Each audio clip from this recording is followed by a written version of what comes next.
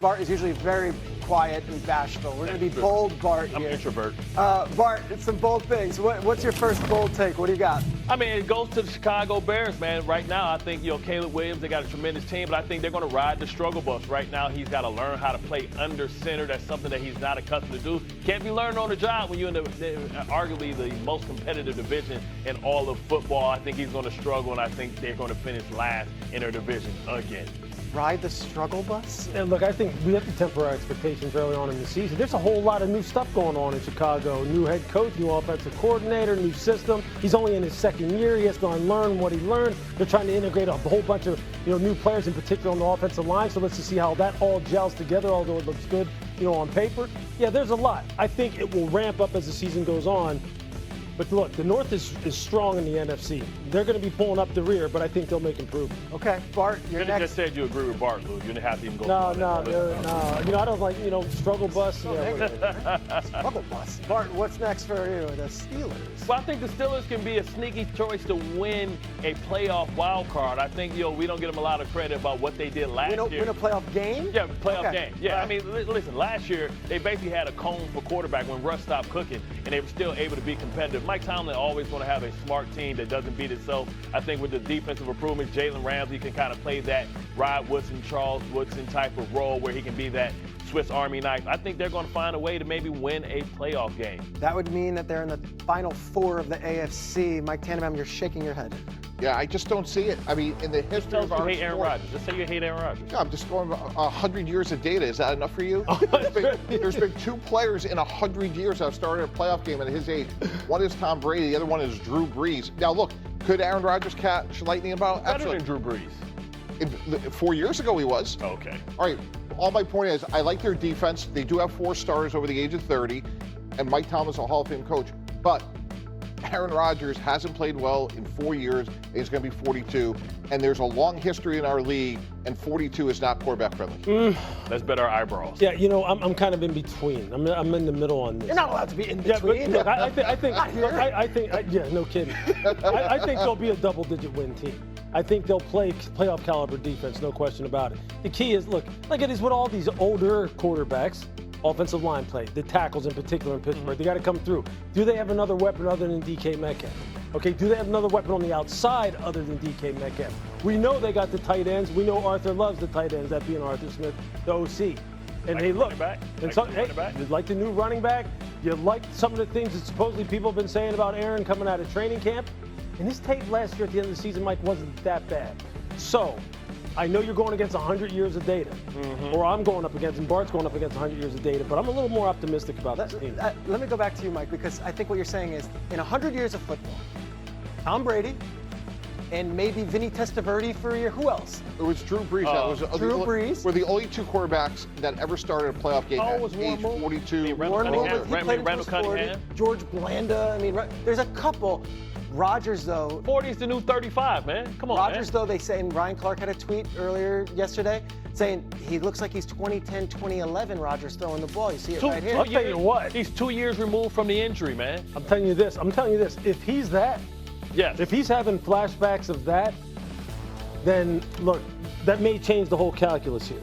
Hey, Pete. Okay, if he looks that good and he can sustain that for 17 days. Absolutely. There is a pathway. Caleb Johnson's a good running back.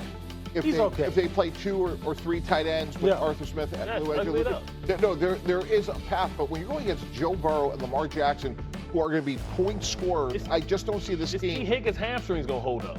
Can they stop any damn body? They don't need to. Yeah, they are going to need to stop. So what do you mean they don't need to stop nobody? They're going to score 30 How did that work out for him last year? Listen, every time that Sweet Lou agrees with me, let's play a game. He got to take a button down for the ladies. You know what I'm saying? Let that sternum out. I'm surprised. I've never seen so much of this dude's shirt in my life. I'm used to seeing straight sternum. In case you haven't noticed, Bart has like a flair for the dramatic. But, I mean, he's not wrong. Yeah, there we go. Give it to them. Give what they want. We need the ratings, baby. I'm going to keep it right here. I like this. All those acquisitions from ESPN just means more Sweet Lou for you, lady. There you go. Oh, God. Art shows up in a bow tie and we're talking about Louis. Look, he doesn't show up on time for the 6 a.m. meeting. Oh, wow. That's because I'm usually on the clock. Man, just tell you what, we're friends like this dude, who need enemies? Snitches get stitches. Okay, Bart, former Raven legend. This guy. You have an MVP prediction Who you got? I mean, listen, it's the same old story. The same guy that was first team All AP last year that should have won MVP last year, but everybody wanted to give it to Josh Allen. Listen, I see him just getting better. He's becoming a better thrower with the football. He doesn't turn over the football, and lost the weight last year. We saw him able to rush damn near for 1,000 yards. I think with DeAndre Hopkins gives him another possession receiver in the red zone.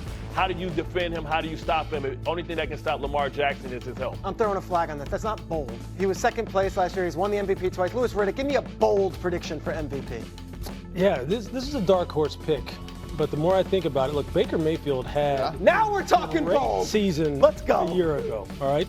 You think about this, third in completion percentage, third in yards in total yards, second in pass TDs, efficiency. Baker had a hell of a season. Now, he's going on his third offensive coordinator in as many years in Tampa. That has been the story of his career, but it doesn't faze him. This dude has hit his stride, and he's also a lesson for everyone who really wants to jump the gun and consider quarterbacks bust in year 1 and year 2. It took Baker a minute, but he's found it now. And don't be surprised if as Tampa maybe starts winning this year, this guy gets talked about if he has that kind of season he had a year ago. Yeah, and sneaky big news, as Green would like to say. Hembo's stat about Baker Mayfield, 69 touchdown passes over the last 2 years. Most in the NFL, 51 were in 11 personnel, 3 wide receivers. Emeka Buka, big pick. Receiver. Yeah. Bart, I do can agree with you that. want a chance to redeem yourself? Because you said Bart's bold, you went Lamar Jackson. I don't, but I want to look in the camera and say, listen, progressive.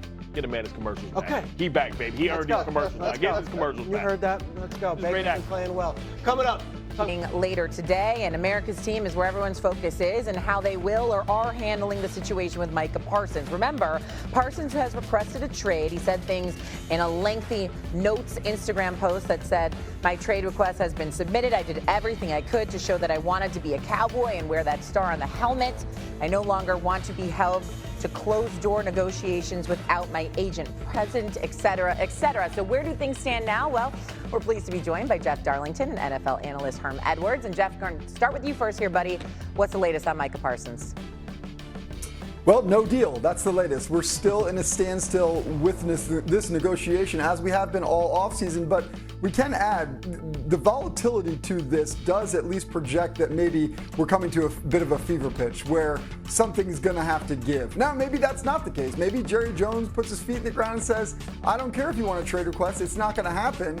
And we see what happens closer to the season. But it does feel like that we're reaching some sort of climax with this drama. We know that Micah is there. We know that the trade request is in. We know that Jerry Jones has a history of taking it down to this point before eventually getting a deal.